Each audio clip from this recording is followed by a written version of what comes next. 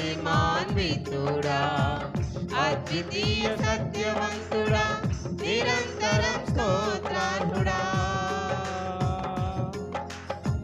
కనికర పూర్ణుడా, నీ కృప బాహుళ్యమే, ఉన్నతముగా నిన్ను ఆరాధించుటకు అనుక్షణమునని ముఖ కాంతిలో నిలిపి నూతన వసంతములో చేర్చెను. కనికర పూర్ణుడా, నీ కృప బాహుళ్యమే, ఉన్నతముగా నిన్ను ఆరాధించుటకు అనుక్షణమునని ముఖ కాంతిలో నిలిపి నూతన వసంతములో చేర్చెను.